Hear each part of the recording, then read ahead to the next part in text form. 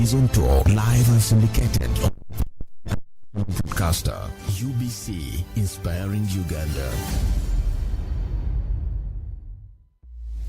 Welcome to Ground Zero Season 2, a show that brings you in-depth discussion ranging from politics, health, finance, sports, and so much more. Ground Zero Season 2.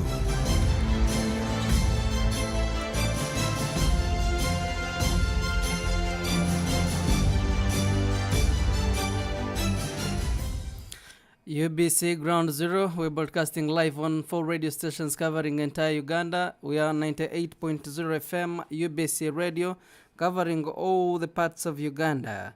We're also live and clear on another radio stations called, one is Butebo Radio in the eastern parts of this country. In case you are in Butebo, we are on 96.9 FM. In case you are in Mbale, we are also on 96.9 FM. In case you are in Soroti, we are 98.4 FM. If you are in Arua, we are 95.8 FM. And we're also live and clear on another radio station, UBC West Nile, on 98.0 FM in West Nile sub-region, Lango sub-region, Acholi sub-region, Karamoja sub-region, and parts of Teso. We are also live and clear on another radio station, Magic 100 FM, covering all parts of central Uganda. Ampaire Amon Otega is my name, and I welcome you to this very important edition of UBC Ground Zero. We are live on 4 radio stations that I just mentioned, and it is a very big privilege and honor that we're going to talk about something special and important that concerns every Ugandan, East African, and African at large, and all the global citizens. We are talking about peace. And we're taking up, remember the world celebrated International Day of Peace on 21st September 2023. That was on Friday. And we also bring you this edition of UBC Ground Zero to discuss peace, because we believe that we cannot achieve anything without peace. Those countries that are at war, they cannot really realize all the national goals. We cannot even achieve anything at the national level, the household level, the community level, and the global level. It is very important that we embrace peace and everything that brings peace in our families, in our communities, at the national level, and that's how we will be able to contribute positively to the development of the continent and the development of the world. We are taking up the theme of an International Day of Peace, which suggested that action for peace, our ambition for global goals. International Day of Peace 2023 is a day that inspires us to work together to build peace. And here on UBC is everything that will inspire you to know about this day and what has been required of us as global citizens to take up this very important role to embrace peace and able to achieve all the goals that we set as humans, as we set as nationals. And we're talking about the International Day of Peace, a theme, as I just mentioned. We're telling you how we can create peace, how we'll maintain peace. And there is a purpose behind celebrating International Day of Peace 2023, where we come together to celebrate together, at fight together.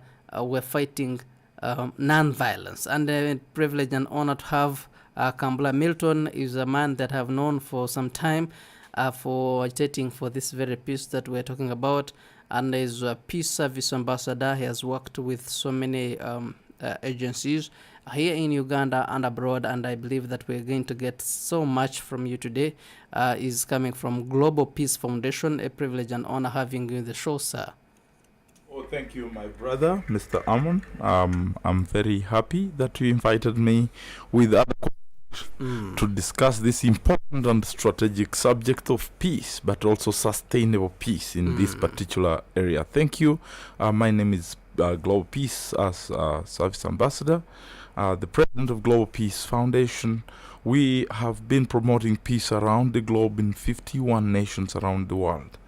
So thank you once again, and I look forward to have very good interactive engagement with you, sir. Interesting. Welcome you, and UBC always is always privileged to have you on the show, always, every time we happen to get you.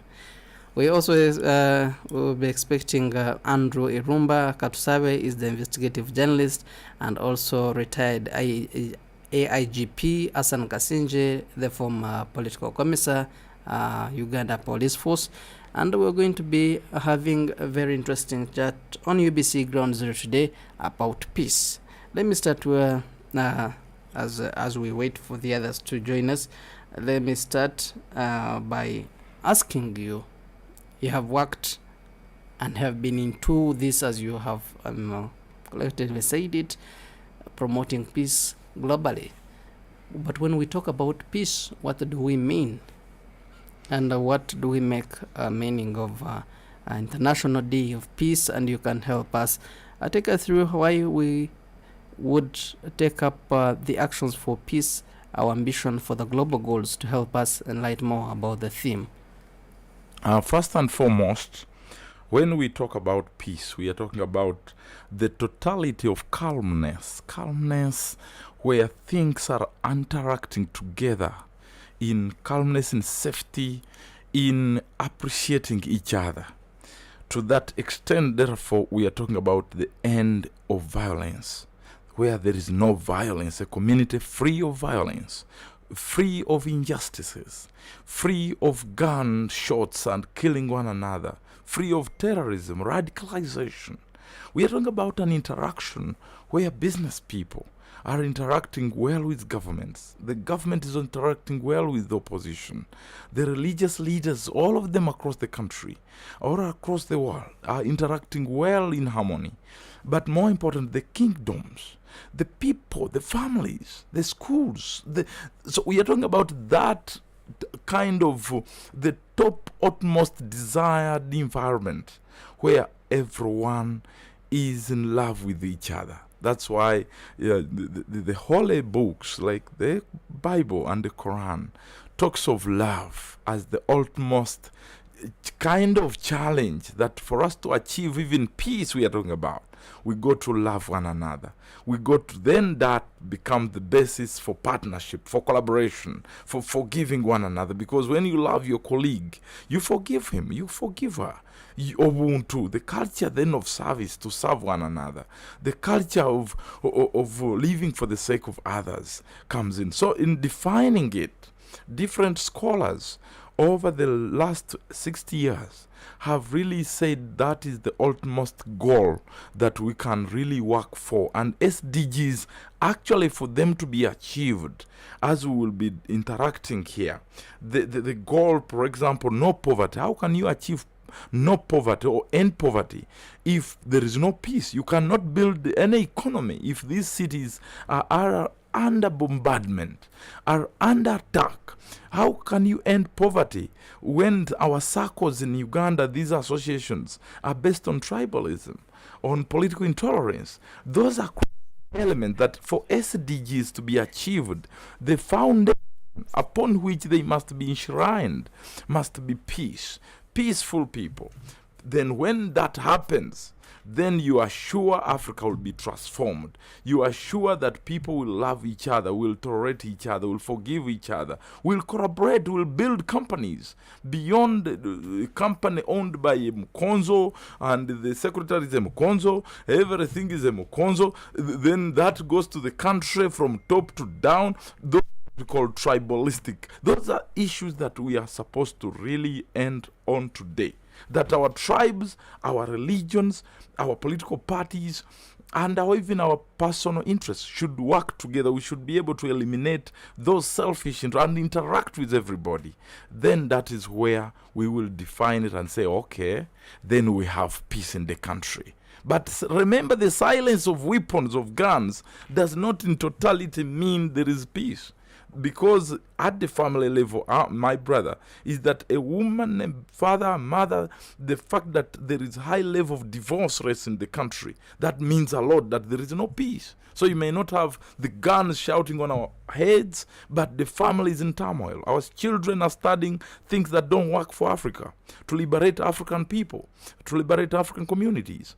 That means that it's not just silence of weapons. If you have a rotten constitution that serves interests of 1 or 2, 3 people, or one political party against the other, So in summary, is that today we are challenged by these theses that without which we cannot actually talk about any liberation or any self-sustaining government or economy. So that is it, my brother.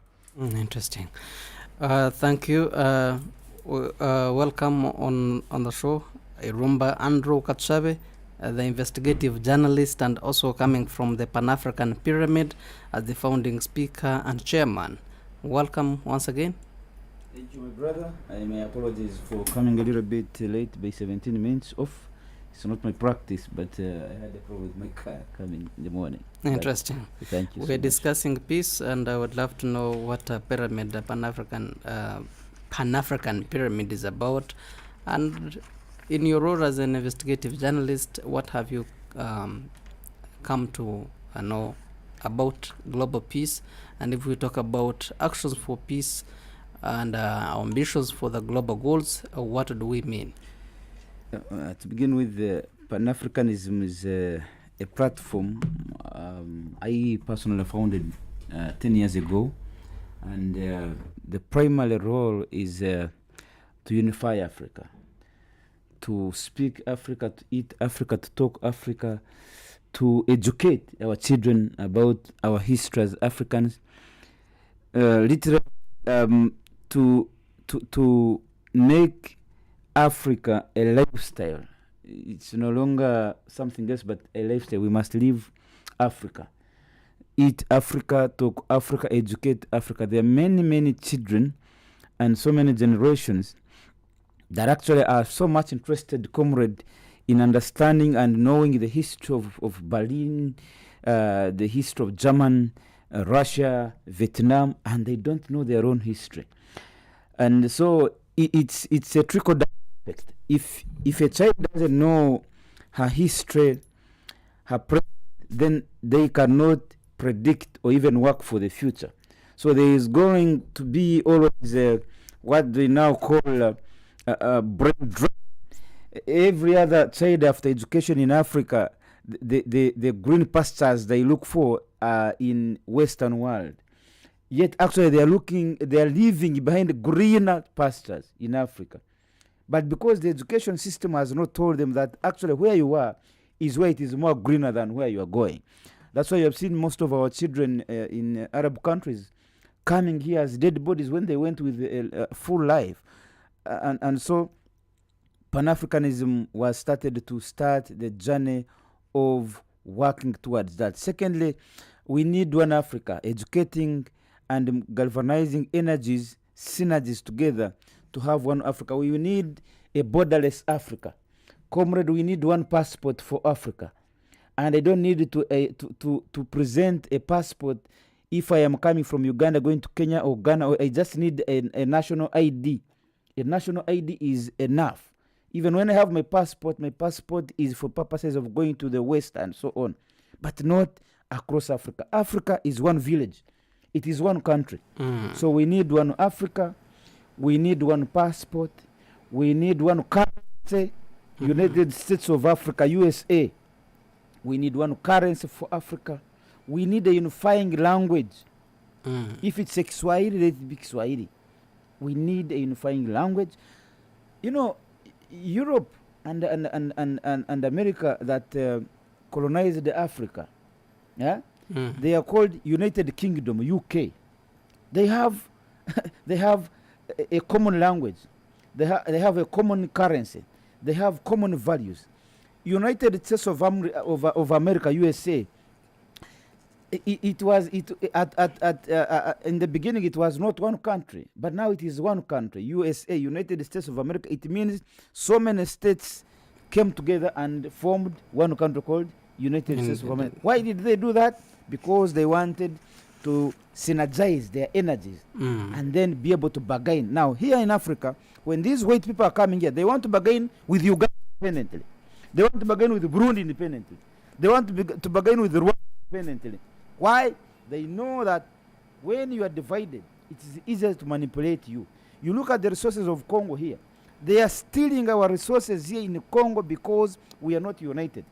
If long ago we had what we call a standby force created under African Union that all African countries must send, as a matter of fact, soldiers to the African Union standby force. The command center either is wherever it is, Ethiopia or wherever, but those are forces for Africa, not for any country. When they attack Congo, all of us, the entire Africa comes to Congo and protect their resources, because those are our resources. You get the point? So we wouldn't be where we are today. So when we're talking about peace, peace is the divisions in Africa in any way promoting violence and or disunity, and so we're not expressing peace? Yes. And most of this peace, the absence of peace, also has a lot to do with the Western influence into Africa. When you see any war, my brother Milton, Congo, Sudan, South Sudan, Ethiopia, everywhere you see war, just know behind it there is a white man. Behind it there is somebody who is sponsoring both the government in power and the rebels. And so the absence of peace in those respective countries is also an indicator that there is a white man's underhand in the background. And so when we are talking about peace, we must think about unifying Africa into one country. When we unify Africa into one country, we will be able to actually ensure and guarantee our peace from north of Africa to south of Africa, from west of Africa to east of Africa. We will be in charge of our continent. So when we are talking about peace this morning, my brother, it's not going to happen in Uganda and we say we are peaceful when your neighbor Rwanda is not peaceful. There is no peace there. All right. We must all work for peace in unison. That's when we shall guarantee peace. Interesting. Thank you, Rumba, and for joining us on the show and for enlightening us about the peace, especially in the African continent. But I pray and I request that we tackle that later in our next part. Or I would love to start from the grassroots, the household level, the family level, because I believe that family, most of us know that family is the first administrative unit. If we don't have peace in our family, we will not have peace in the community, and once the community doesn't have peace, then we don't have peace as a nation, and so it goes up to the global level. I would love to go through a number of issues that are causing violence and insecurity, taking away peace from family. Let me start with you, Milton. When we talk about family, we talk about gender-based violence, we talk about human rights, children are abused, and do you think in that way can we really realize this peace that we're talking about? How best can we bring peace within our families? I want to let you know that when we are talking about global peace as a concept, as a thesis and a theme for this year's International Peace Day, but also it is adding the word action. So it's no longer theory now, it has to be applied outcomes upon which to really build the pillars, the achievement of sustainable peace, and one of which is actually the family institution, which you are talking about. What do we understand by this in relation or in the context of peace? I want to tell Uganda that the family is the lifeblood of peace. When we are talking about family, we are also talking about that when peace is established at the family level, you and me, we are the foundation for world peace. So if the family is at chaos, you as a husband and you as a wife, you are not interacting well, the children are going to be the victims. Your family, therefore, can become the foundation for world peace. So before we complain, before we point a finger to what's happening all around the world, we got to also point another finger to ourselves. How are our families? How are we in the family? Do we have peace in the family? So if you do not have peace with your wife, you are the man who comes late at night and you beat your wife. You come, you don't support your family. The children are not studying, and you have money that you are squandering around, but you are not taking care of the family. There is no love in your family. There is no forgiveness. Your wife has been seeking for forgiveness, and you, as a husband, you seek for forgiveness from your wife, but no one is forgiving one another. Then the children are not going to learn how to forgive. You yourself, you have a lot of money in your family, but the communities around you are lacking what to eat. But for you, your garbage, your dustbin is full of leftovers. You are few people, but you cook a huge saucepan of food which ends up on the garbage, while you know that that food you are spoiling. There is someone in the community, a street kid, who may need that food. Then for you, don't care. You have, because you have a tall wall, a gate, electricity all over your face. You don't care about others. That means the children are not going to learn the culture of service. But when the children, at the family level, learn from parents that they can actually donate, the parents can donate food to the neighbors, can buy balls and donate to the kids who want to be the future Messis. Children learning from their mother and father how to make to turn tomatoes into tomato sauce to the supermarket, and that's where school fees comes from. The child is going to learn the same traits that, hey, this is how money is made, not by stealing. But now here we have a parent of today who tells his son in the morning, when your uncle comes here, tell him I'm not around. Already the parents are teaching children how to lie, how to be corrupt. So when they grow, these are going to be the head of state, the ministers, the public servants, the soldiers of this world, the generals, the policemen, the traffic officers, the managers in maybe MTN. So we are talking about that the summary, the reflection, the future of the world is at the family level. And so the interaction between the family and the community, the interaction between the father with his brothers, the child called uncle, you can imagine, because this particular point, the family has been redefined by those bad people. You know what's going on. Where, for example, the selfishness that is in our families, where your brother's son has no school fees, but you cannot support him. Your sister, you are married to a man in Kampala, but you are working in MTN as a lady, you cannot support your own mother back home. And your husband says, don't you know I married you here? So that extended family values that built Africa 6,000 years ago, that produced the world's richest men in this continent, that built the pyramids we see up to today with science and technology. That means, my brother, we are in danger, and we got to now re-establish that the family means a man and a woman having children, interacting with the judges, the kojas, the uncles, the community, and all the citizens of the world. All right. Thank you so much, Irumba. You come in from there where Milton has put it. We have facing a number of conflicts at the family level, and we believe this is the first institution for any administrative or any development, whether state level or global level. But we are facing, this is the most targeted institution, especially by a number of other cultures, especially from the West and other continents.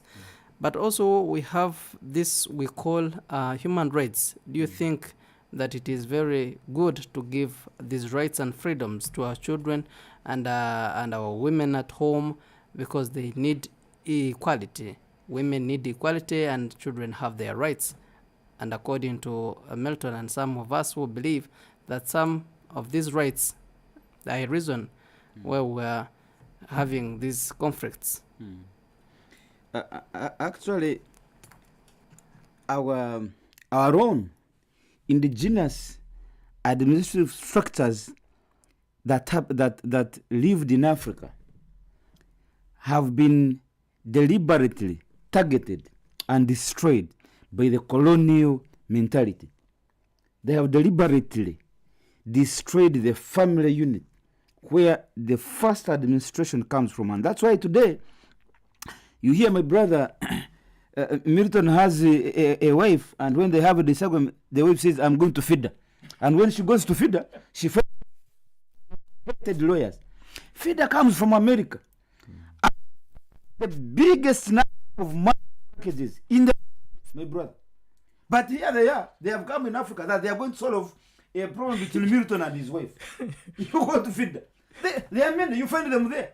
Feed them. And what do they tell you? You separate. After separating, you dispute, share the property. That they have solved the problem. And pay them. And pay them. And pay the lawyers even. That they have solved the problem. That's not how Africa, a family, grew up. How do you expect them to solve those conflicts? Apart from those conflicts, my brother, used to be solved first by the family unit itself inside. If it did not manage the problem, it would escalate it to the clan head. Mr. Milton, you remember? Yes. Your clan head would call Milton. Yes. Come here, Milton. Hey. Come here, the wife. Come here, the children as witnesses. What happened last night? Panicking. Tell us. The clan head. They would take decisions. If that did not work, now it would go into LOC1. LOC1. That's how it was. Today, you just slap a woman, she goes to feed her. She goes to police. Even a child now says, I have a right. But why would you slap a woman? No. Human is made out of error.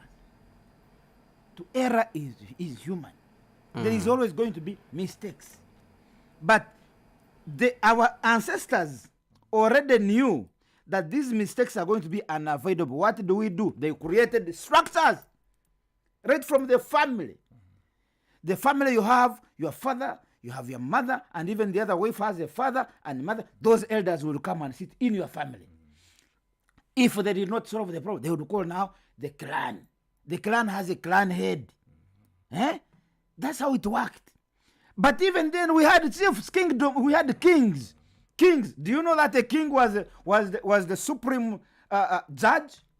That if you guys filed, you would go now, present your issue, the king would sit there, listen to your grievances, and pass on judgment accordingly. But Irumba, you well know that we have moved from that traditional setting. We are going modern. Exactly my point. And we have different platforms that came with modern setting, and the feeder you just mentioned, the local councils, and also courts came in. Exactly my point. They came in. They came in because our colonial masters introduced these systems and facilitated them. Today, these feeder you're talking about are getting billions of money from America. They come here, they get money, and then they say, I will give you pro bono services. They don't need your money, actually. They are being paid by America. Why?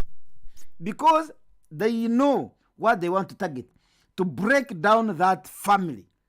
Because the moment you have a woman taking her husband to court, there will never be peace. Even if I gave you all the property that you need. Now, those children that are going to be born in that family that has taken their father to court, you will never have peace. So, yes, the structures came in, my brother, but the mission was actually to do what exactly is happening in Africa. The mission was to bring peace. Yeah, no, that's what they teach you. That's why they tell you. But the behind mission is to ensure that they manipulate you. That's why even right now, when we're talking about peace, by the way, don't forget to add food. Food can cause trouble, locally and globally. So what has the white man done? If you know what GMO means, Monsanto, if you know what it means, Monsanto, Mr. Milton, is the one now managing your food at home. Yes. So they did all these things deliberately. Right now, before you eat, Monsanto must have got money from you. But that was not the case. I would have my maize, partake of some, put it at the rooftop of the kitchen for drying, and the next season I would replant that maize. Same applies to beans. Same applies to matoke. Right now you hear that the matoke has been, you must go to Kawanda and get a new matoke for you to plant. You know, maize, every season you must go to Container Village in Owino to buy maize to plant. That was not the case. So why are they doing it? To manage your food. That's why today there are lots of diseases, cancer and so on. People, our great-grandparents lived 105 years. You get it? Right now, if you live that, it's a miracle. It's a miracle. They come and say that man has lived. But our people... They lived that long because they had what? We don't have. They had organic food. But even now we have organic food, Ilumba, but someone chooses to eat fast foods. No, what you call organic food. It is choice now. It's deliberate, my brother. No one wants to eat poisoned food. But it says, you have even heard your own government here. These NADS programs and GMO foods by Monsanto are channeled through government programs. NADS. They are channeled through those. But these are, you know, when the moment you hear GMO, genetically modified organism, that means it has been tampered with. That's no longer a natural product. It has been contaminated. They are distributed through the structures of government.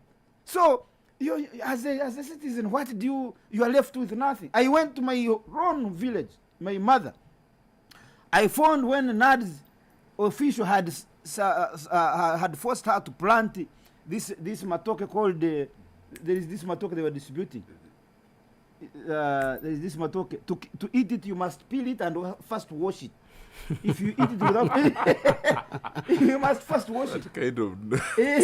How would they wash it? You put it in the saucepan and you wash. Because if you eat it without washing, it will kill you. So that's government was forcing my mother to plant it. I went and planted it, I put it down. And they had threatened her that if you don't plant it, we shall come and arrest you. And are you sure it was NADS? Yes. Or someone just advised? No, my friend, there are NADS structures, programs where they don't force people. They just advise. Now, it is an advisory. You, because you're educated, they will come and advise you. In the village, Mr. Milton, they tell you, please, government has said you plant this. Because they want to help you to get out of poverty. I went and he put it down and I told her, if they come, tell them it is the sun who removed it. Where are our indigenous matokes from Toro? Where are they? They have been destroyed systematically. Where are those beans? Where is that maize? Do you know the maize that used to be colored? You find a maize that has so many colors. Where is it? Do you see? We used to use them for popcorns. Where is it now? If you want it, do you know where you find it right now? You go to the library of Monsanto. That's where you find them. You find them, all of them in the library, in the archives. We don't have. So, where did he get it? Why did he get it? Why are they in the archives?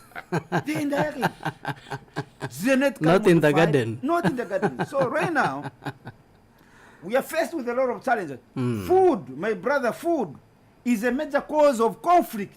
Yes. Both at family level, at the national level, and global. Do you know why there has been a war in Ukraine? Grain. You have heard of the grain war. America, even in the midst of the fight, America had to negotiate to put a passage for grain to leave Ukraine to US. And go to America, not to Africa. To America. Because Africa you have. Not that we have. America first. If you know that slogan. America first. Hey, if you die, you die. But America first. They must first have food. You are the ones who have caused this war. Now your people are lacking food. You are putting a passage for you to receive food, and the rest of the world should not get food from Ukraine. You see, that's the point. You, Milton, you cannot get it for your Africa. America will get it. So, interesting. Those are the things that we must address locally here. regionally and globally, and we must come with the naked truth onto the table and discuss them. All right. Yes. Thank you, Rumba. Milton, let's leave the family setting. Let's go to the community. One step, I believe it leads to the other. After stabilizing or destabilizing the family, let's look at the community in general. We have insecurities there. Safety is rising. Someone's neighbor steals matoke or a cow or goat from me. I can't report them because that will bring conflict between me and my neighbor. And if you dare do that, I will be perhaps tagged to be the most bad person on the village. So and so doesn't like us. You see, went to the extent of imprisoning our son. They don't see that bad in their son, but they see that bad in you who is trying to correct their son. And so many other cases, if you talk about mob justice, it is in our communities. The borders and many other communities, if they happen to get a criminal, they will not think of police first. They will think of killing, burning that very person. And that brings that conflict, and that takes away peace within the communities. We have land grabbing in our communities. We have other cases of conflict within. What are those actions that can bring peace within our communities before we go to the national level? Milton? My brother, thank you. That is so important. It's the family that produces the community. And today, because of the intermarriages and the concepts that are coming in, now we are interlinked. So in my explanation and my teachings to you, the listeners, please get this correct, that today, all of us, wherever you are, as the Constitution of Uganda, and just like other African countries, the Constitution allows us now, in Uganda, to leave Kampala or Uganda region, to actually go to Arua and, live there and join the community. So the interaction, the context that I'm going to explain, I'm going to bring it with understanding that the communities have also transformed beyond those days when a community would be defined as a community of tribe X or clan X. So someone will ask me, but I think maybe it was better. No, the interaction we have today between different tribes living together, but each celebrating his cultural diversity is good. Because even then, it does not mean that having two tribes in a country then will mean they will achieve peace. Someone said, but 56 tribes, I think that's why Uganda is... No. Rwanda genocide. Rwanda expressed the genocide of based on tribalism, even when they were only two tribes. Actually, they have one language. So in totality, in contextualizing the concept of peace, is that when you are too many tribes together, but you have a clear vision, you have shared values, then you can actually achieve peace. So let me answer your question. The communities of today in Africa, we really are talking about action for peace. But in the context that we have tribes living together in Uganda, 56 and plus tribes, we are now talking about our end goal of achieving strong social cohesion. How do we get social cohesion? Because that's where peace comes from. And what should we do to make sure that the interactions in the community that represents different tribes, different nationalities? We have the people here who have Indian origin. We have people here that actually came even from Poland during those Second World War. They have become citizens now. So we have the Kenyans, we have the Zulus, the people from DRC, they are here, the Bakonzos. We have the people from Rwanda. So we are talking about the context of now emphasizing principles and shared values that foster peaceful connection between different groups.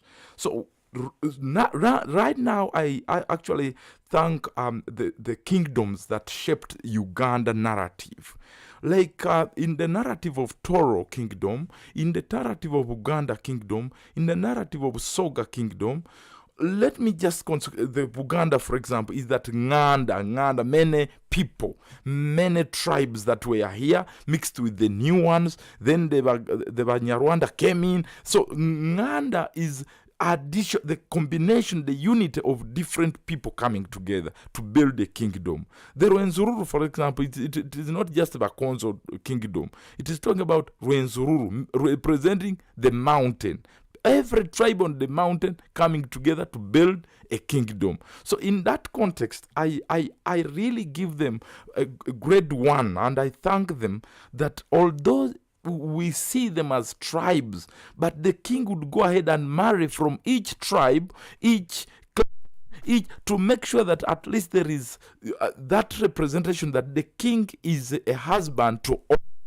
That is one. Then 2 is that because of this emphasis of principles and shared values of forgiveness, all kingdoms today, all political parties, all the local government, all tribes, if we, all of us, in celebrating our tribal diversities, but then the basis should be to demonstrate shared values of forgiveness, of dialogue, of loving one another. The Mukonjo now can marry a Mutoro. Now a Muganda can marry a Musoga. But all this is on the basis or commanded by the way we demonstrate common shared values, which is not monopoly of one tribe or religion saying love belongs to Catholic Church. Then patience maybe the Protestant Church. No, all of them really are kind of interacting together based on this interaction of shared principles that regardless of your tribe, regardless of your political party or religion, we are one family. We are one Ugandan family. Then that becomes the basis for our interaction peacefully to respect one another, that when you hurt him, even though he's a different tribe, but he's part of your Ugandan family, is your African family, then that is how we can mingle and build nations. All right. Irumba, actions for peace within the community setting. First of all, I believe that the actions that we must take as a community to create peace must be hinged on humanitarian principles. That I am because we are, you are because I am. If we take those simple principles of coexistence in our communities, I am telling you, there is not going to be a problem. When I was growing up, if a family had no food but your neighbor had food, we would share that food. If the children of the other family, their lunch was not yet ready, but our lunch was ready in the nearby home, in the next home, we would all have food together. Grazing was communal. Mr. Milton, you remember those days? Grazing was communal. You know, going to church, going to. Did anyone stop communities from this mutual understanding and mutual living? But as I have told you, I still bring in the influence of the Western culture. You see, today you say they're the ones that stopped grazing together. This is a global village. There is a way they influence. There is a way they influence. For instance, there are diseases that some of them are not really by God's calling. They are simply brought in to destroy the flocks. So with that, you will now become hesitant to share grazing with your neighbors and so many others. I think you must have seen some people trying to padlock off their farms to be able to graze alone. Why? Because the other neighbors' cows or goats or sheep might be carrying certain diseases, but some of those diseases are actually manufactured in the libraries, in the laboratories in the Western world. So there are so many intentions globally that are trying to do everything possible to disintegrate the African family and the values. And so the communities must be, you see the way we are discussing here, me and you and him, we already know the intentions of the white man and what he's capable of doing, but our people don't know. So when you say is there These people when the law, passing the law was also hard. Even you have was that these are to cross here, they must cross here and from LC1. So those are the things that with time have interfered with our traditional mechanisms of management or managing society, and that is now the community we're talking about. So if there is a way, if there is a means we can champion and advocate for the return to our traditional ways of living, even though we know there are some now modern ways that have come in, and we are calling this a global village. Mr. Milton, you cannot tie a goat with a lion and you say you are all in the same community. This is a global village. So you are tying a lion with a goat and say, please live in this cage together peacefully. The goat is going to do what? To suffer. To be eaten. Hey, you are in the same village. You are brothers and sisters. Yes, but this is a lion. This is a carnivorous. This is a carnivorous. So, and this narrative, Mr. Milton, is driven by the same white man who knows that if you tie me with Milton, I will eat him up. I will eat him up. And, so when you eat him up, he will say, the excuse will be, but this is a global village. Abuse of human rights. This is a global village. A global village, yes. Tie a goat with a sheep, not with a lion. I thank you. Okay, welcome. This is UBC Ground Zero, broadcasting live on 4 radio stations covering entire Uganda, border to border, city to city. And we're talking about peace, actions for peace. We want to bring peace to all communities, all families. We want to come together as the people of Africa and people of East Africa. And that's how best we can become one as global citizens. We're discussing actions for peace, our ambition for the global goals. And we started with family and communities because we believe these are the key institutions which produce people at the national level and global citizens. In the studios of UBC, I have Okambla Milton, is the Peace Service Ambassador coming from Global Peace Foundation, and also Andrew Ilumba Katsabe is the investigative journalist, but also the founding speaker and chairman of the Pan-African Pyramid. And this is UBC Ground Zero. We're taking a very short break. When I return, we'll return with your calls and messages. Send your messages on 0701 24 26 47. The number you can send your messages on is 0701 24 26 47.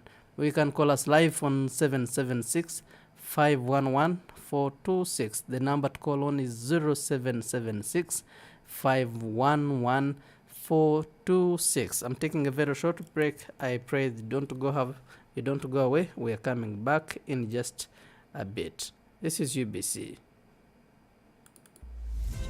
It's hot. We passed it. We didn't know exactly what the problem was on the ground. There is no pretending about the effect of this thing. There's no pretending about it. Nobody showed. It's a problem. It's balanced. This is not the stage at which you start planning to tax a commodity like coffee, especially from down there. It's intellectually engaging. The Constitution provides that the land must be registered under the customer tenure system, which is one of those that's recognized by the Constitution. Ground Zero Season 2, live and syndicated on your public and national broadcaster, UBC, inspiring Uganda. Don't miss UBC Radio Ground Zero every Saturday from 10 a.m. to 12 p.m. We host credible and relevant guests to discuss pertinent issues of national importance aimed at addressing people's concerns. UBC Radio Ground Zero, right here on UBC Radio. Independent sound. UBC has 11 sister radio stations spread throughout the country to educate, inform, and entertain. Tune in to UBC Radio FM 98, your national radio station, Magic 100, where sports and music is our life. 87.5 Star FM in Uganda, 97.4 UBC West covering Western Uganda, 102 Mega FM in Gulu, 97 FM Butebo Radio in Eastern Uganda, 107.0 Bududi FM, 100.5 Ngea FM in Kasese, 98.0 West Nile FM in Arua, Totore Radio FM 90 in Karamoja, and 93.0 Voice of Mundbujo. Now you're covered in your local language. UBC Radios, inspiring Uganda. Animals, rains, plants, forests, fisheries and birds.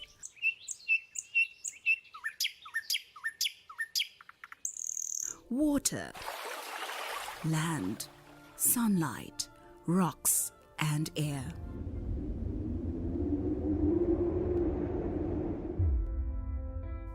This is the environment that we live in, the giver of life and habitat for all living and non-living.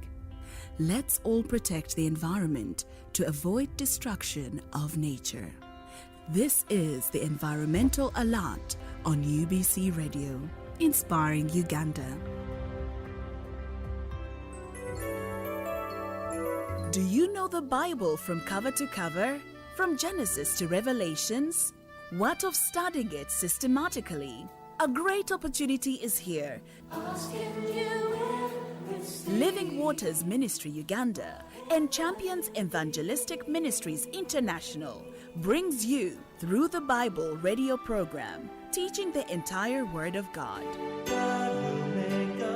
Join us every Monday to Friday, 5:30 a.m. to 6 a.m. as we bring you an in-depth teaching of the whole Word of God. Only on UBC Radio, UBC West Mpikahona, and UBC Butebo. For details, call us on 0780-158-788 or 0755-066-786. You can also WhatsApp us on +256 783 166 522.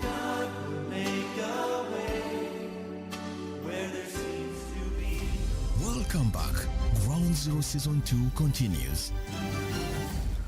Welcome back from that very short break. This is UBC Ground Zero, broadcasting live on 4 radio stations covering entire Uganda.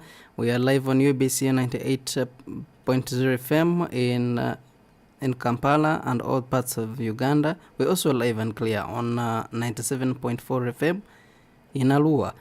In case you're in Lila, we are 99.4 FM. And also live and clear on Butebo Radio. If you're in Mbale, we are 96.9 FM. If you're in Soroti, we are 98.4 FM. If you're in Arua, we are 95.8 FM. And we're also live and clear on UBC West Nile, covering West Nile sub-region, Choli, Karamoja, and Lango sub-regions. We're also live and clear on Magic 100 FM, covering central parts of this country. We are discussing actions for peace, our ambition for the global goals. In the studios of UBC, I have a privilege and honor to have Andrew Ilumba Katsabe, is the investigative journalist, but also the founding speaker and chairman of the Pan-African Pyramid. And we also have Kambola Milton, is the Peace Service Ambassador, Global Peace Foundation. 776511426 is the number you can call or send your messages on 0701 24 26 47. UBC.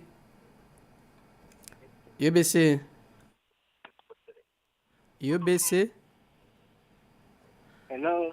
You're live and clear on UBC. Yes, for me, I'm called from Adjuman. All right, your name, please.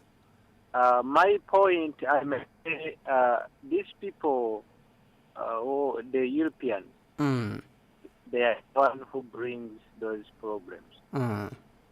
And I wish if we could get a way of taking them back, for sure, I would be among of them. You want all Europeans to go back? Yes, because first of all, I may say they destroyed our resources and they brought among us conflicts. That's why you find in South Sudan, in Congo, people are dying. They bring us guns, and then for them they are taking our resources. How about if that's just all the Africans from Europe? Yeah, it's the same because they bring us together. So for them, they sometimes we go there to study as well. We be close to them, and then we come back, and then that's why we getting knowledge from. And then we see what they are doing. They are dividing Africa, and then after dividing us, for them they are taking our minerals and resources. They exporting our things for sure. All right. Your name again? My name is Kaboko John from Ajumantau. Kaboko John. Thank you so much for being part of us. Okay, thank you so much. Okay, sir. All right.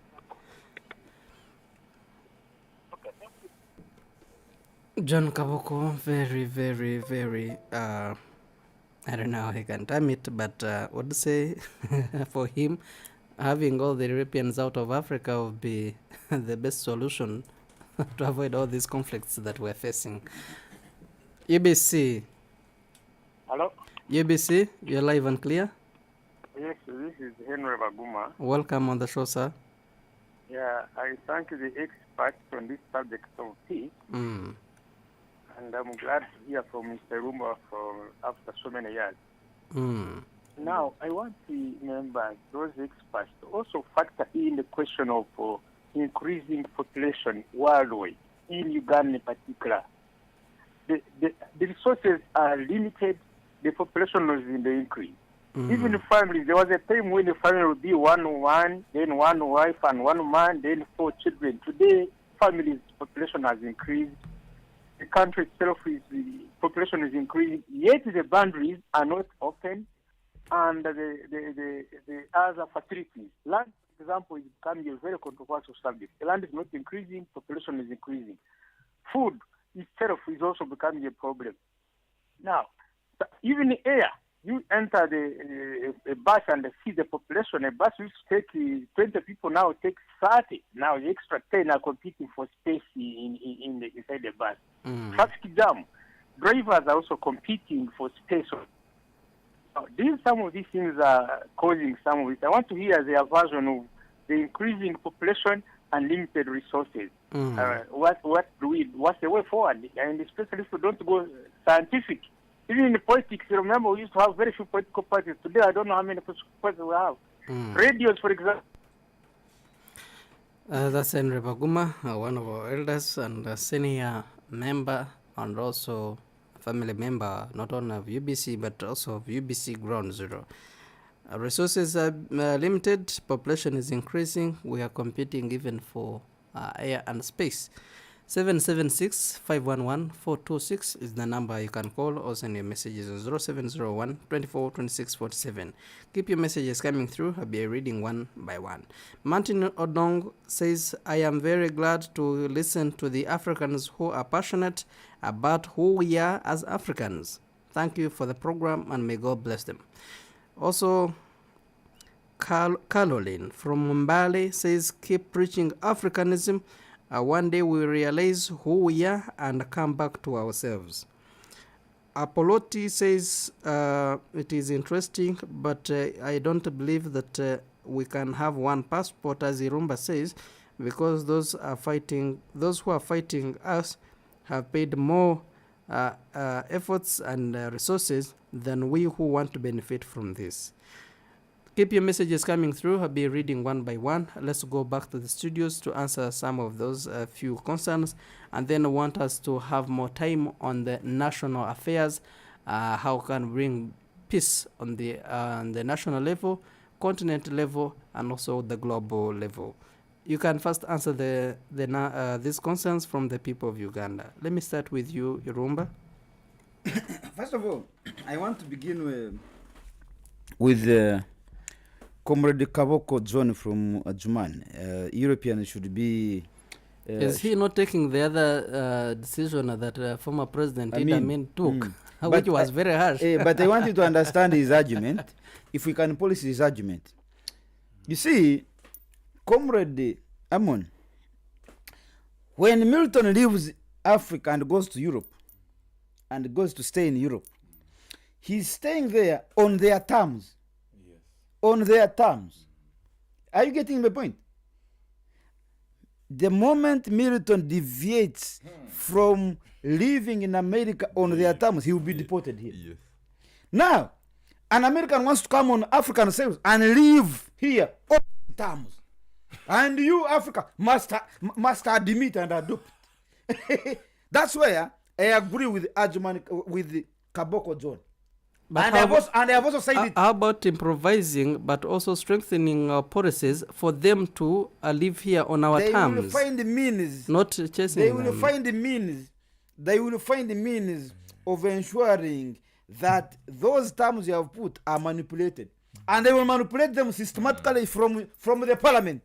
You have seen them paying these MPs, influencing them to pass some laws here that favor them. So, I am saying, I may not buy the argument that we should expel them. No, because we also have Africans who live the other side peacefully and doing business. And anyway, they are saying this is a global village. Although this global village needs some caging, that you cannot say these are all animals. Huh? That is the only narrative you are giving. And so a lion can live with a goat. They are all animals. So we must have some aspects in terms of thinking.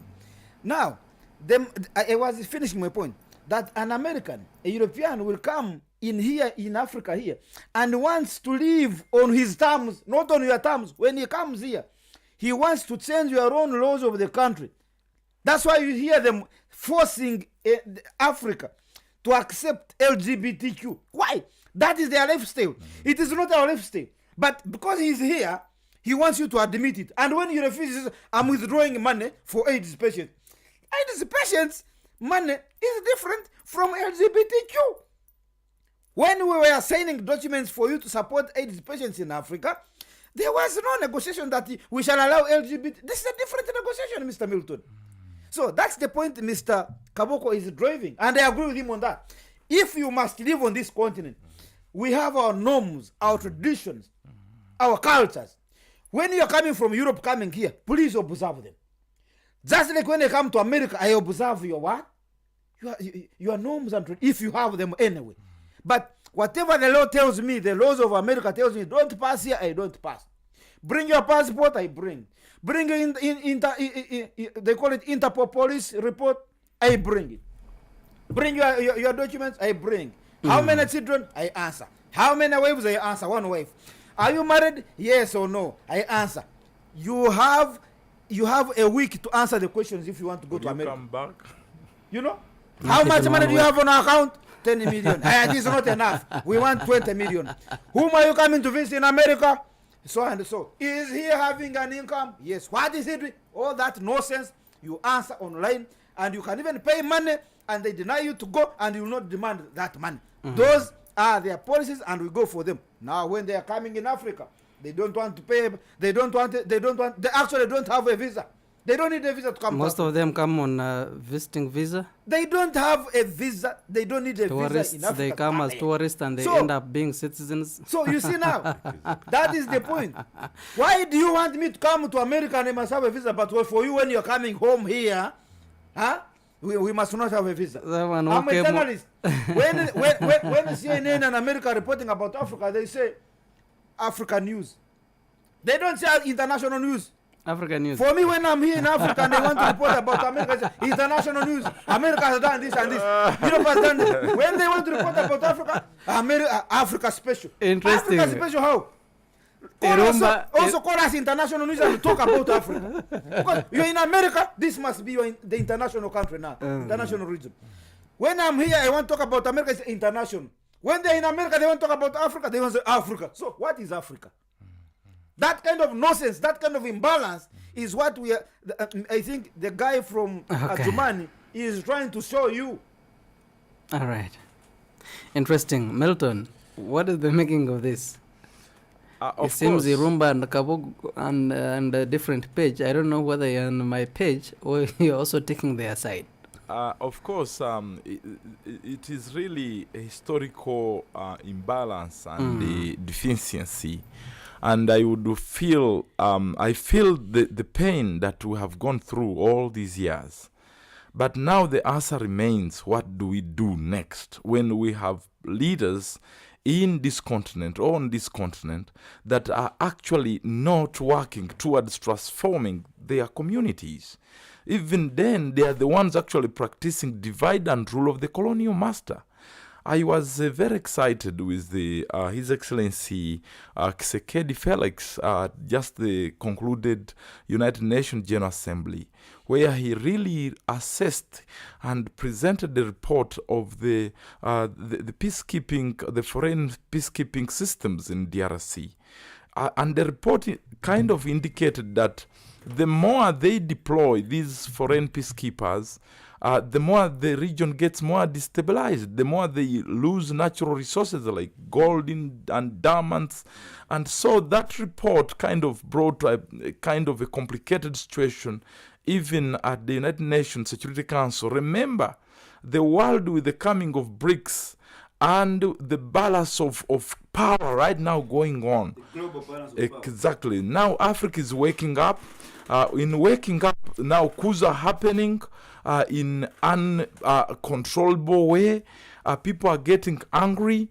But then my question remains, are we organized? Are we having a shared vision, shared values, shared economic doctrine that then when these things are called awakening? Comrade Milton, yes, if you can allow me, I supplement what you're saying. Please. Before you leave the issue of Congo. What UN peacekeeping mission in Congo and in the all parts of Africa, wherever they are, there is absence of peace. Wherever they are. But they are called peacekeepers. So what are you keeping?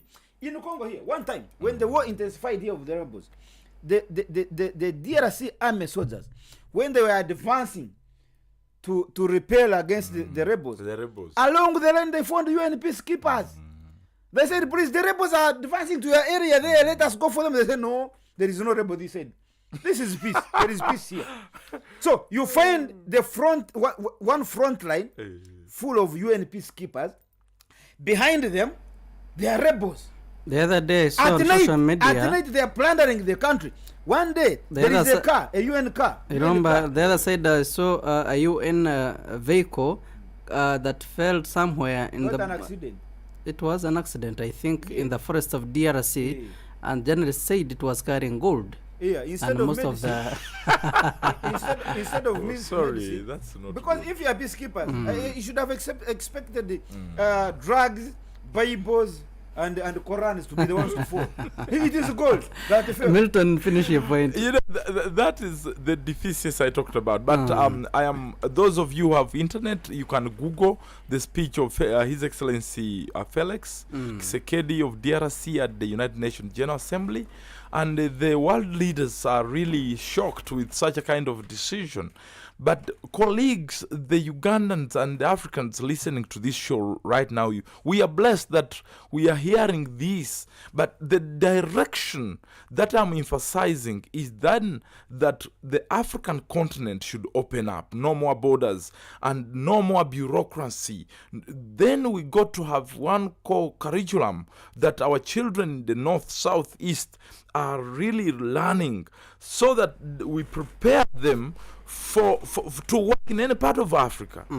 Then it should not just end there. Learning chemistry, learning biology in our local languages, then we'll make it systematic that yes, it is no longer a doctor who crams Panadol and how to use penicillin to really attack malaria, but now learning how Panadol is manufactured, is made from these greens, that the herbals. Then we can now talk about closing these borders beyond, opening borders. But it goes even to the defense system.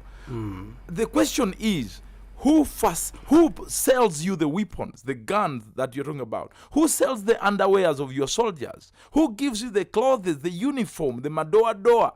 Who regulates your policy? Who dictates on your foreign policy? Now, the question is that the moment we do not answer these fundamental questions from the family, what are you training your child? Are you training the child to just eat or to make food to eat at home? The country is begging. The continent, these are full of beggars. That the United Nations, you have guys of 54 presidents seated at the United Nations, but 54 presidents representing 1.3 billion people. None of them is a permanent member at the United Nations Security Council, which is the fundamental topmost decision maker of the United Nations. But doesn't end there.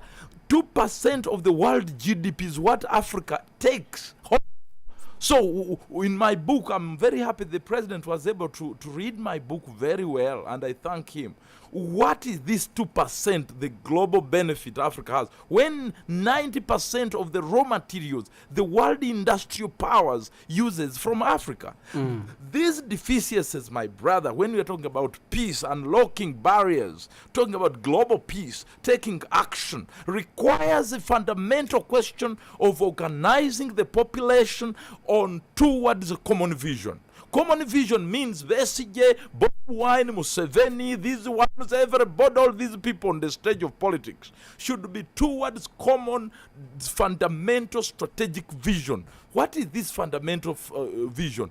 How do you expect Africans to be considered when yourselves are not considering yourself and are divided? The other day we were promoting our trying to utilize our oil, and someone was saying this oil project must be stopped with immediate effect, and we saw later on European Parliament discussing our own oil here, and it was halted for some time until different stakeholders took it. Africa is divided.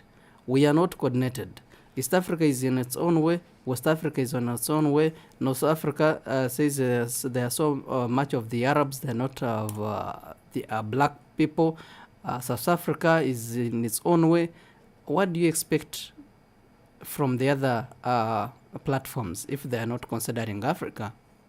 Mr. Irumba is doing a good job. The Pan-African Pyramid is right now building a movement of Pan-Africanists, people who love their continent. Now I am adding on and say the knowledge of yourself. Who are you? Where are you coming from? Where are you? Where are you going to? Actually, Mr. Irumba mentioned this during the Global Awards ceremony.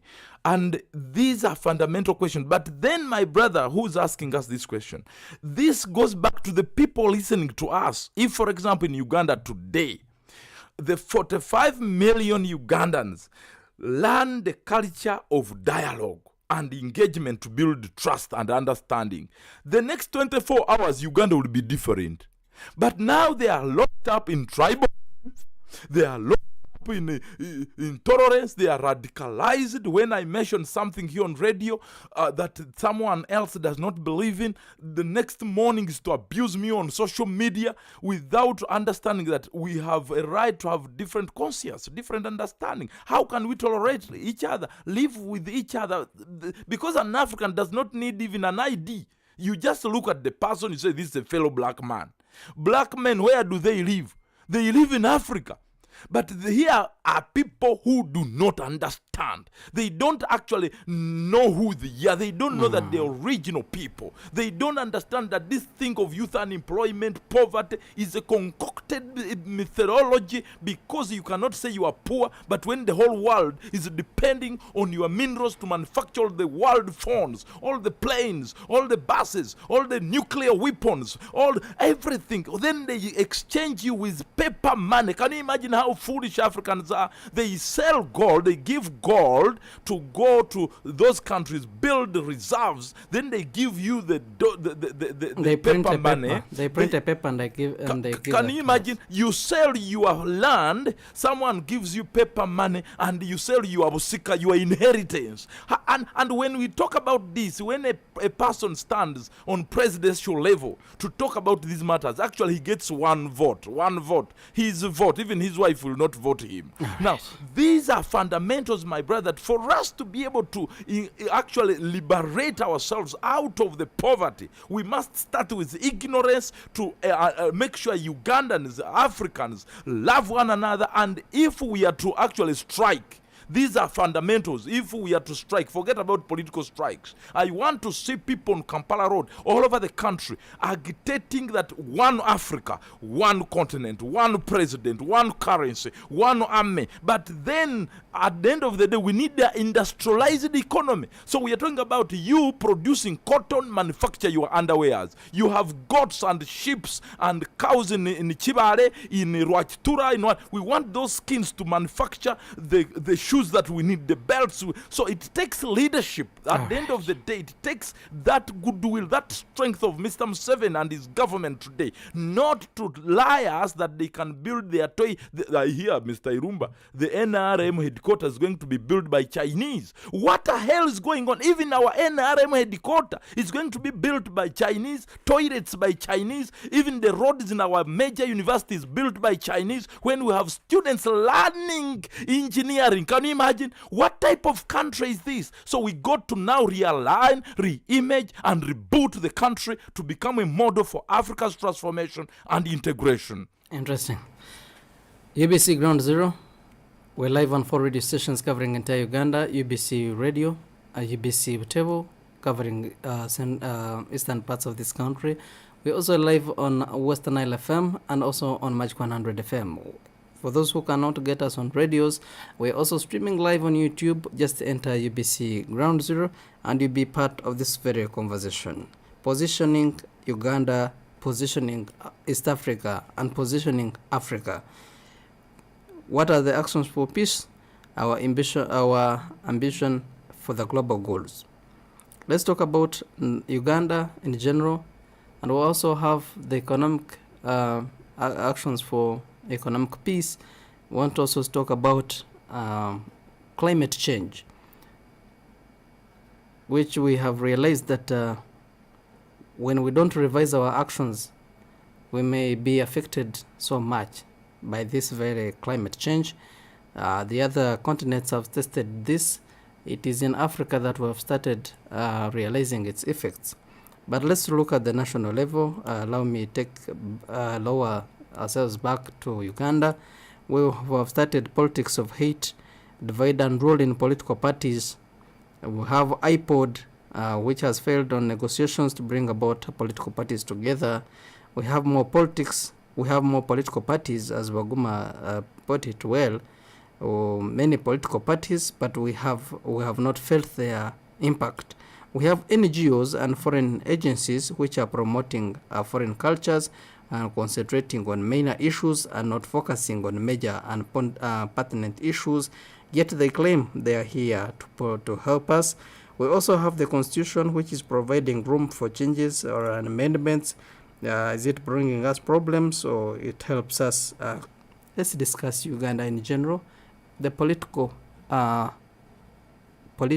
economic, and social perspectives of this country. Irumba?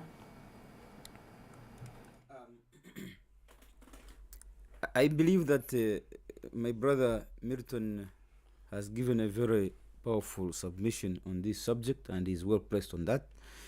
But also, simply to add on my voice, if we are going to position ourselves locally, regionally, and continental, and then globally, we must think of, first of all, galvanizing and unifying our strength as a people of Africa.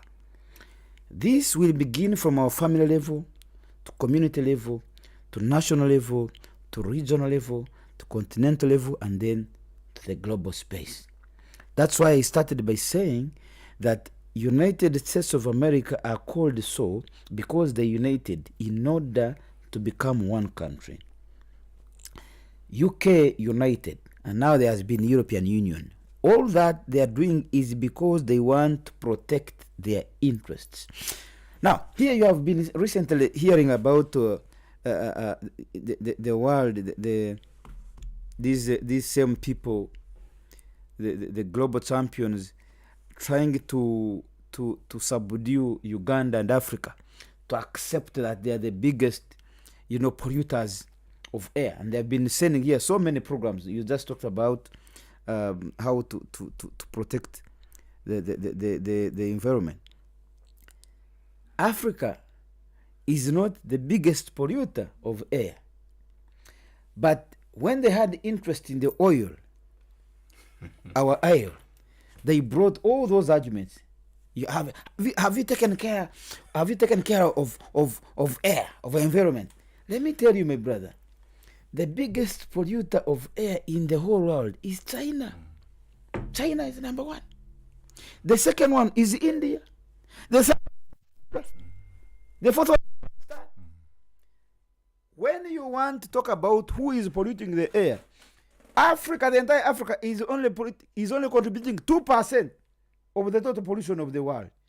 But because they want us to be subdued all the time, they are coming with lots of programs here to protect the environment. No, first protect you as there. You are the people destroying the environment. You are the people destroying the air. But you are coming to Africa that is only contributing 2%. They are silent about Russia because they know that's a powerhouse.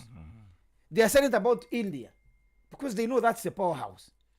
You know, America is the number 3. But when they come here, when you hear them talking and sending here a lot of money, trying to champion the cause for controlling air pollution and so on, you may think, Africa, we are dying.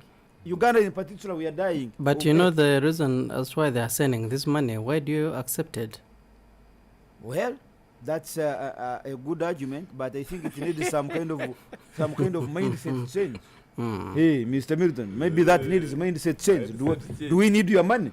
Recently, I met President Museveni in the State House. When this we had met him as NAB, as media owners. And we talked about briefly, he was lecturing us about how double standard America is. In the open, they are telling the world, we are withdrawing money because of the interest of LGBT, the law you sign. But at night in the darkness, they are bringing him more papers to sign. That, please, sir, sign this, we give you more money. So he asked them, but you people, in the open, you are saying you are withdrawing money. In the darkness, you are saying you are giving me offers to sign. So why are you doing this? So why do you want me to take this man after signing it at night? So what, should I also keep quiet and eat it? Now, these are the double standards, my brother. All right. Yes. This is Peter Mwanga. It is true we don't have peace in our country. Reason our top officials are corrupt. Come to the point of job employment, you have to bribe to get vacancy, even doing all that they want. They don't make for you. Therefore, our leader should stop corruption in order to see peace. That is Peter Mwanga. Let's look at East Africa. We have failed. Milton says that the best way to organize ourselves and consider ourselves, also to position ourselves, is to have a united United States of Africa. And also, Irumba, you mentioned it. But how can we be united as Africans when we have failed to unite as East Africa? How best can we bring peace and sanity within the region? The other day, we saw borders closed, Katuna border, and 2 years down until one of the generals said went to meet the president and negotiation were successful. Kenya here, our neighbor, has been rejecting most of our products, yet we say open border, open market, free trade, and many other reasons. We are still having these conflicts. Now, how best can we bring... have not failed to unite as a people of East Africa or Africa, Comrade Amon, but there are some issues that are beyond our eyes. The white man will not allow you to unite. That's the major. Let me tell you, when I go to Nairobi, the people of Nairobi welcome me like a brother. They even call me a brother. They even don't want me to sleep in a hotel. They want me to sleep, to stay with them, eat with them, and travel with them. So it shows you that the people who are being led have no problem. They even don't want these borders. But the political class, the elite, want these borders, because I want you to tell me, which president, if you made East Africa one country, So which president would allow to secede power to one president and then he becomes a governor? Or a member of parliament. Or a member of parliament. Who?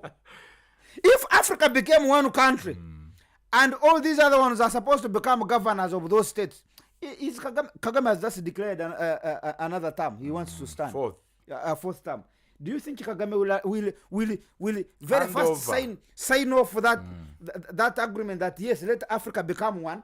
But don't you think the people of Rwanda don't want those borders between Uganda and Rwanda? Those borders. Don't you think those people want? Yes. Actually, people in Kabale and people in Rwanda and Kisoro, Bunagana, Katuna. What is the difference? There is no difference. So the people who are being led, they are tired of these borders. But the political class, they cannot allow this because they are beneficiaries, and these are systems left behind by our colonial masters. Yes. We wanted them to manage us better. We as the people of East Africa, what could be our solutions to this, and what could be our actions for peace? Because talking about the political class, by this about 10 or they don't even contribute to 5% of the population. Yeah, we the people have the power. They control. The power you're talking about is just in the book, in the constitution. And these are 10. And he's saying these are 10 people. Yes, they are 10, but they are more powerful than the millions of people. After voting them, they become gods. If you even vote them. If you even vote them. Because they have the power to manipulate even the vote. If you voted them. So, why the power of the gun, the barrel? Yes. Who is supplying that gun? The white man. Where is he getting the mineral resources to manufacture that bullet and gun? Here from Congo. Is Congo is Congo agreeing that he should plunder the country and take his mineral? No.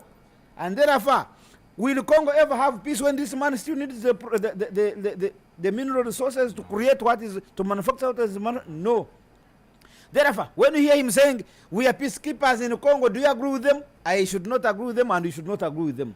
Therefore, what do we do to create peace in East Africa? We must first have a mindset change that resonates at once, at a go, and all agree that our enemy is this one. We identify. America has been able to progress, and China, and Russia, because they were able to point out their enemy. We have not pointed out the enemy. The enemy in African politics is not necessarily these leaders. No, the enemy is that person who left a system that forces them. Whoever leader you change. I've been with Maponga here. Maponga told even if you brought Bob Wine, Bob Wine is going also to work on the very system that the President Museveni is working on. President Museveni is working on the very system that Amin and Obote left, and that actually Amin was fighting. Are you saying that we have lost it all, no hope for this continent? Or well, Africa is always hopeful because we're energetic people. We never lose hope. We never lose hope till you die. Your last day is when you lose hope because you are gone. Okay. But we must not lose hope, but we must focus on identifying who our number one enemy is. Okay. Yes. Interesting. Milton, Africa is divided. West Africa is facing a lot of military coups, and this has affected the region.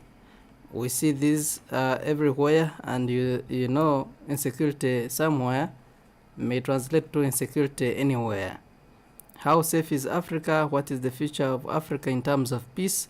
And how can we forge peace as a continent?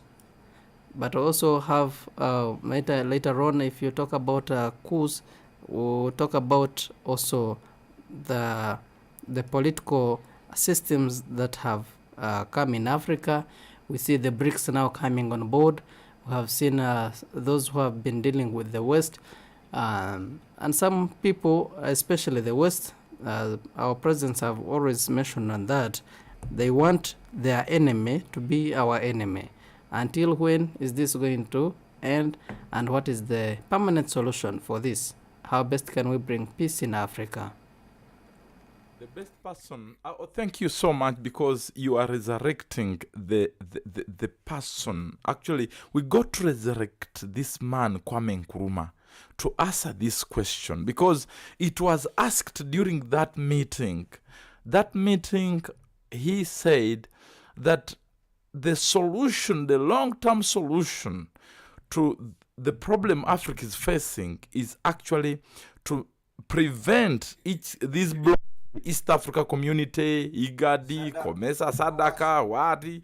He said at this optimist moment, while we are getting independence of Africa, it is now that we go to vote one president, so that before these people go to State House and feel the comfort of those V8, AC, huge salaries, you are guarded like what convoy, a poor man from Kasese entering State House and seeing how you are served, the money, the whole economy is yours, what you say is the Constitution. He knew.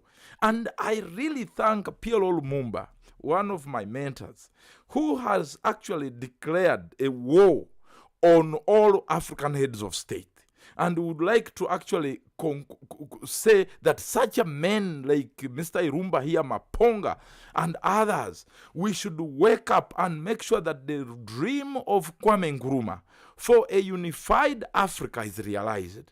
Now, he said it, that the solution to this question you're asking is that we got now to actually dismantle these regional blocks and immediately embark on a self-funded, self-sustaining infrastructure of the African Union. We must now, even because we have tried Congo, you take 10 years to join East Africa, another 20 years to join another club, then Rwanda. This is the mentality. It will not end the next 100 years. So if we are to realize the African Union's vision of bringing all countries together to fight a common enemy, that takes us back to America's strong history, that the tea tax, which affected all Americans, these were British who had gone to the other side of the world, conquered those territories.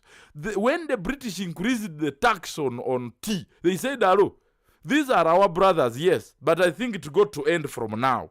What do? I think we must fight this tea tax. Everybody fought together to fight the British. And they conquered that island, built an America of today, gave it the shared vision, values, principles, one constitution which has not changed up to today, and it is the policeman of the world. Africa should buy a leaf from that. Who is our common enemy? Our common enemy, my brother, is you and me, the black people. They are enemies to each other because the other one is even far from us.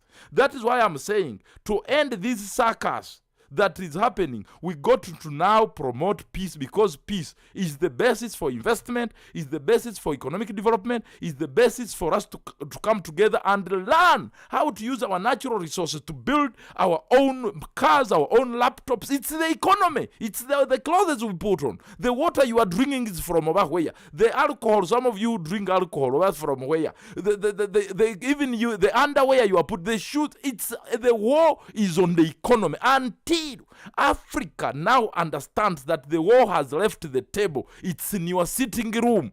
The sitting room of you listening to us, to start loving the neighbor, to love your family, to be a man who has no bad criminal record, who loves God. And who is this God? Is it the colonial God, or the God of remembering your ancestors and learning your traditional values and walking in those traditional values as you serve God? So in brief, I am saying that Africans need to have problem solving and conflict management skills. We cannot tolerate Rwanda to continue blocking the border. When Kagame knows, for example, that very soon, actually it is him who launched the FTPA, the common market for Africa. How can you launch a continental free trade area and at the same time block without fulfilling all the peace building mechanisms we provided to him, and shame the president of Uganda to go to Angola and sign the protocol, the peace deal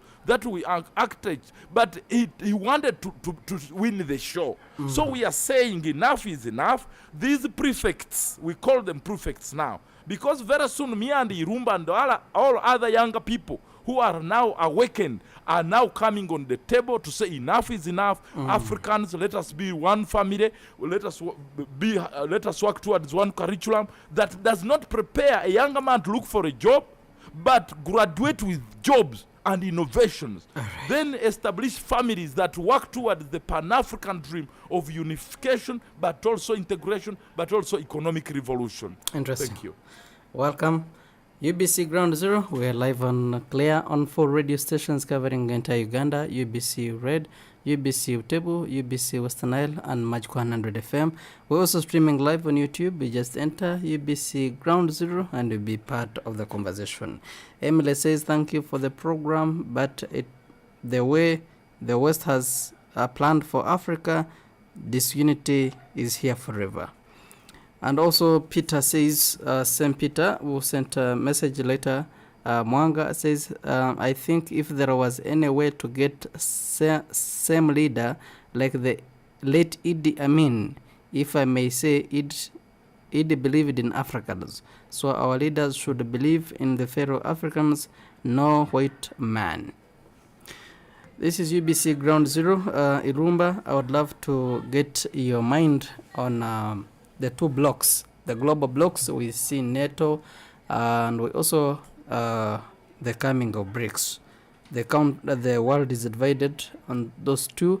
You choose where to belong, but also where you choose to belong, you automatically be the enemy of the other. Where is the world going with these 2 blocks, and how can we forge peace? BRICS is a grouping of Brazil, Russia, India, China, and South Africa. And many others have applied, especially in Africa, to join. Yeah, but when you hear, comrade, when you hear that Russia, India, China, they are coming together, and they are invading Africa, South Africa now, Uganda, Rwanda, Ghana. They are targeting your resources. Yes. They are targeting your resources, comrade. Russia, China, India. Now you see in Africa, we have South Africans coming. We have others who have applied, Uganda, Ghana. Still it is the same narrative. Tying a lion with a goat. So is Uganda going to eat up Russia? Is Uganda going to eat up China? They are targeting your... So there is no difference. It's like running in a spinning mill. You think you are going anywhere, but you are within the circle. That now you can leave other making groupings and go to BRICS, create what are you going to do? So you are galvanizing energy, Africa with Russia, to do what? To compete with Russia or what? Russia is trying to put you near it, because now America has been disturbing you. America has been especially the model of America is by controlling you. You become like a small boy. Now China and Russia are telling you, no, let's work together. Now let us even form our own grouping, BRICS. What they are trying to do is to bring you closer to themselves, to circle you. They protect you, then they suck you properly. Are you saying that we should not be part of BRICS or Let us first understand, what are we going to do there? What are we taking there? And what are they bringing here? That's why when President Museveni went to Russia recently, he was saying, bring your industries here. Yes. In Africa. Yes. Hey. That is the policy. Russia, now. You have industries. Bring them here in Uganda. Yes. We have the why are you transporting mineral resources from Africa to Russia to manufacture what you are supplying us? If we are the buyer, the consumer, and we have the mineral resources, and you have the technology to produce, and produce from the ground. Milton, if you want to manufacture bricks, where do you do your manufacturing from? You go to where there is factors of production cheaper. You go where there is soil suitable for you to start manufacturing bricks.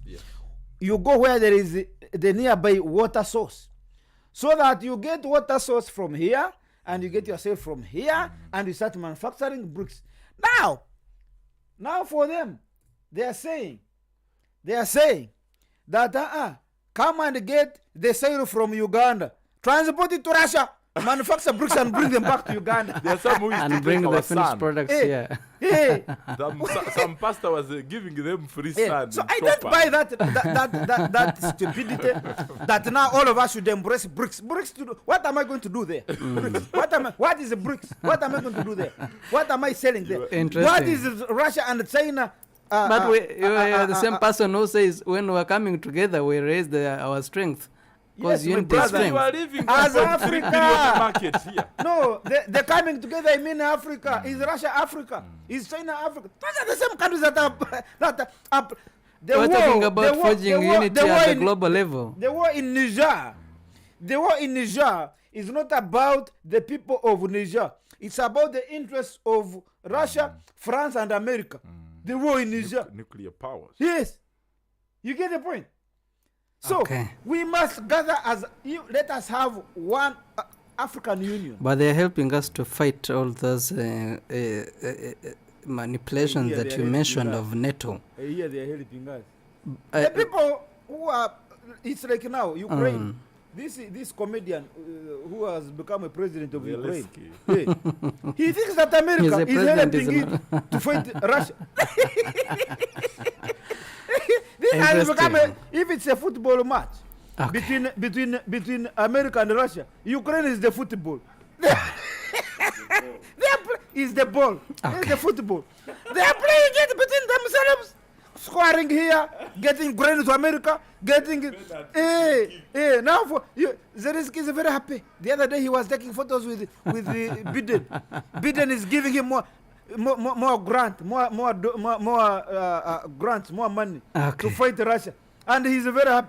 Yes, thank you. We are going to become that small country that depend on America's donations. Okay, thank you. Someone says, I'm Kevin, the historian Ribro from Kamonkoli. The whites bled Africa for 4.5 centuries. They looted our raw materials. Then they told lies that Africans are good for nothing. In the name of religion, they destroyed our culture, and after being made rich at our expense, they now steal our brains through miseducation and propaganda to prevent us from enacting black retribution against them. That is Kevin. I wish you put where you're sending your messages from. This is UBC Ground Zero. We have a few minutes to end this conversation. Milton, we're talking about de-dollarization.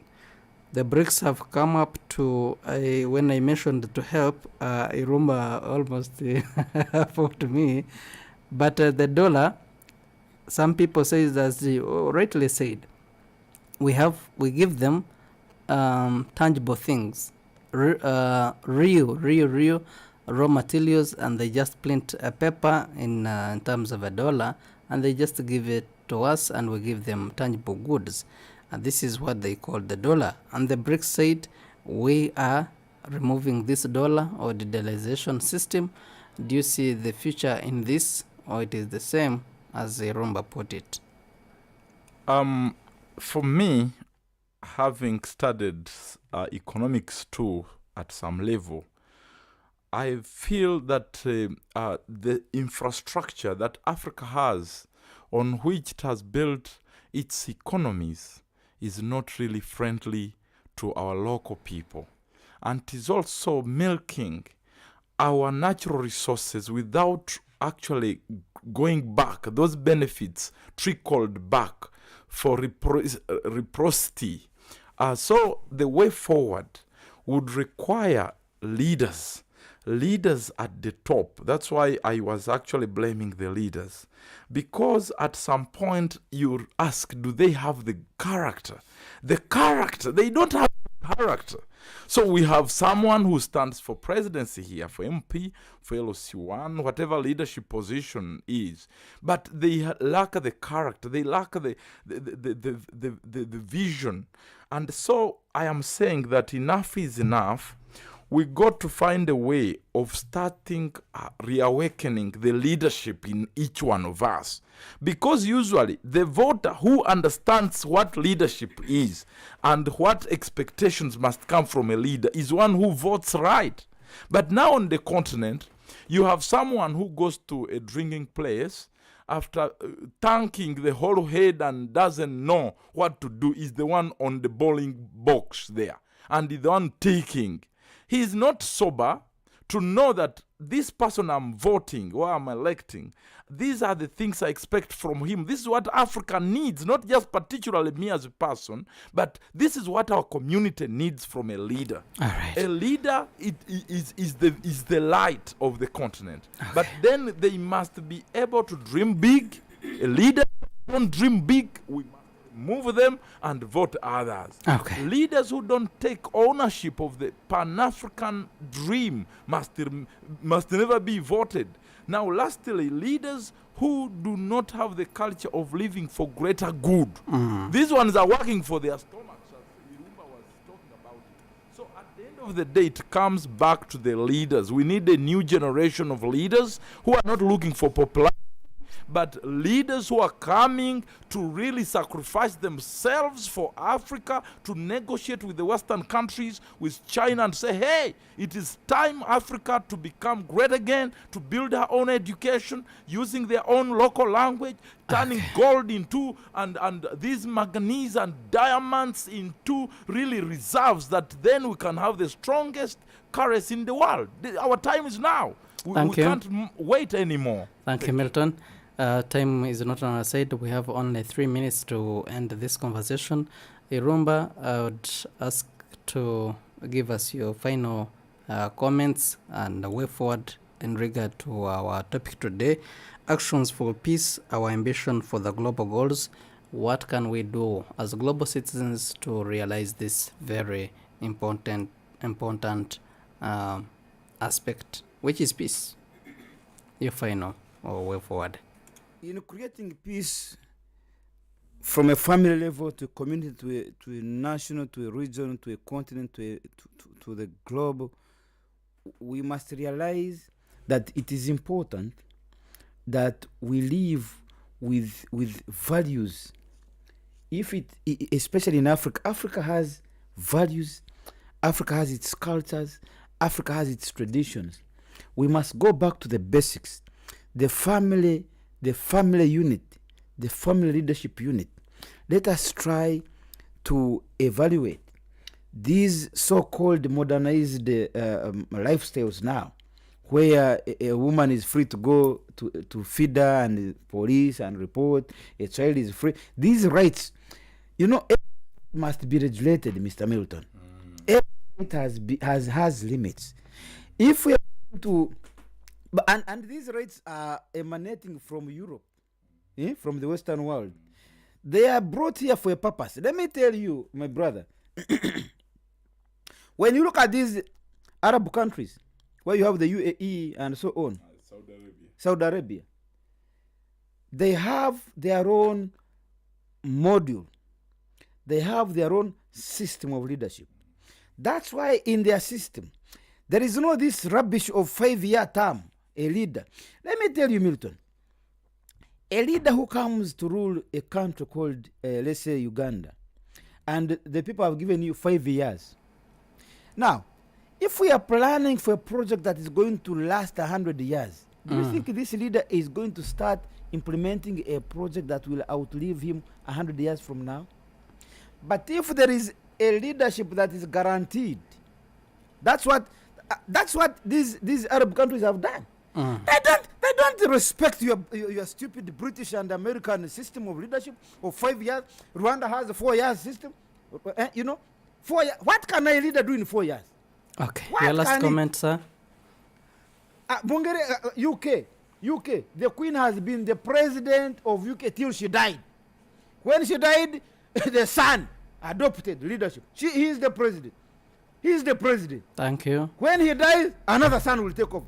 Why do you come and tell Africa every 5 years elect another leader? For what?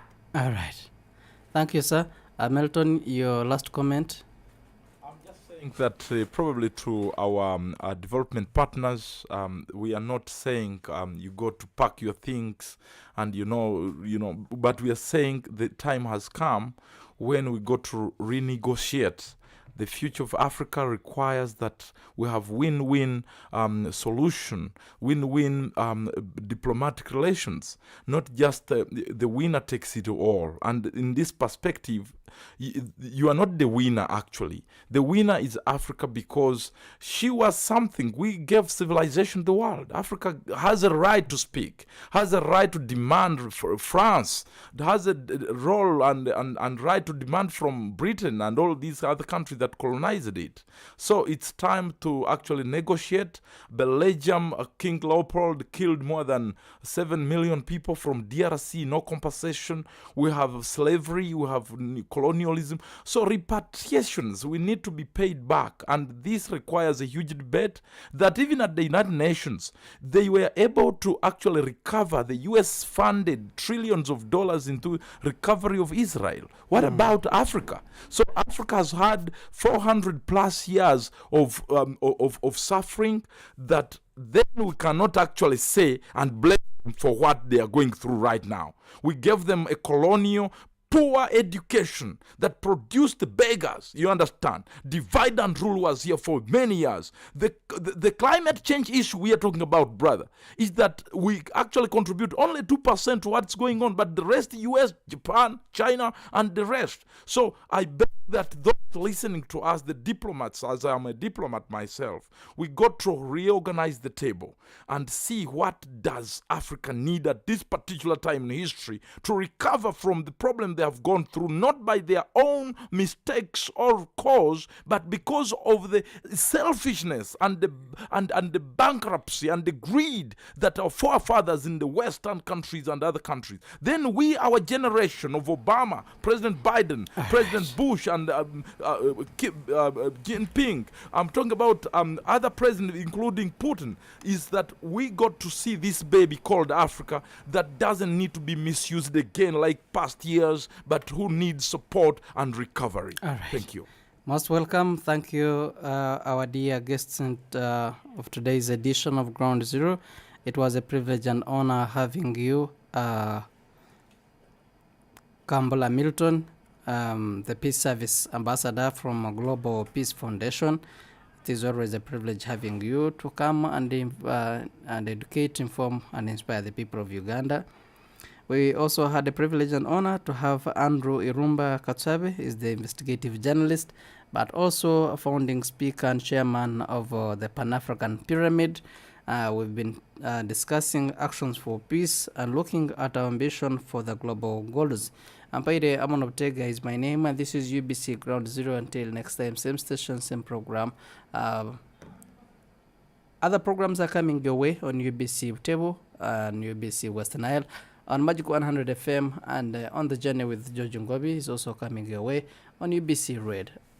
Until next time, thank you for being part of us, all those who participated in this very program by sending your messages, and those who called, and also you who has been a listener on the other side of radio, and those who have been following this very conversation online on YouTube. For God and my country, I'm Pedro Amon Ortega. Allow me now to sign out. That was Ground Zero Season 2, a production of Uganda Broadcasting Corporation, UBC, inspiring Uganda. It's hot. We busted. We didn't know exactly what the problem was on the ground. There is no pretending about the effect of this thing. There's no pretending about it. Nobody showed. It's a problem. It's balanced. This is not the stage at which you start planning to tax a commodity like coffee, especially from down there. It's intellectually engaging. The Constitution provides that the land must be registered under the customer tenure system, which is one of those that's recognized by the Constitution. Ground Zero Season 2, live and syndicated on your public and national broadcaster, UBC, inspiring Uganda.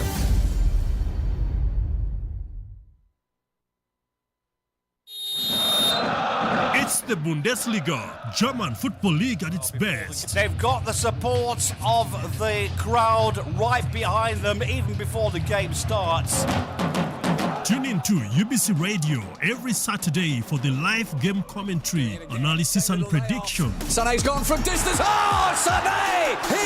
The Bundesliga, brought to you by Uganda Broadcasting Corporation in partnership with Deutsche Welle. What a finish! Timo Hubers with a Bundesliga brace.